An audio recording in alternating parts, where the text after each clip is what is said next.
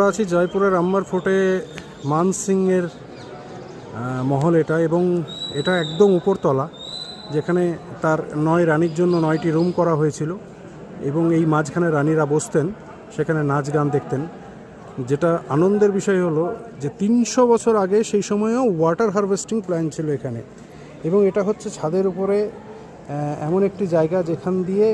বৃষ্টির জল কিন্তু ভেতরে ঢুকতো, এবং এখানে নেট দেওয়া আছে দেখা যাচ্ছে, এবং যাতে অন্য কোনো আবর্জনা না যায়, এবং এই জল জমা হতো নিচে, ট্যাঙ্ক করা আছে, রিজার্ভার করা আছে। সেই রিজার্ভারের দেওয়ালগুলো করা আছে লাইমস্টোনের, অর্থাৎ লাইমস্টোন আমরা জানি ব্যাকটেরিয়া শোষণ করে নেয়, এরকমভাবে গোটা ছাদ জুড়েই কিন্তু সেই সময় ওয়াটার হারভেস্টিংয়ের জন্য বা বৃষ্টিবাড়ি প্রকল্প আমরা যা বলি সেটা কিন্তু করা আছে রাজা মান সিংয়ের একেবারে প্যালেসের ওপরতলায়। এবং মূলত বৃষ্টির জলকে এখানে আমরা আজকে বৃষ্টির দিনে এসেছি, এবং বৃষ্টির জলকে কার্যত ধরে রাখার জন্য এই প্রকল্প করা হয়েছিল, এবং যা কিন্তু অপূর্ব। 300 বছর আগে কত প্ল্যানিং, কত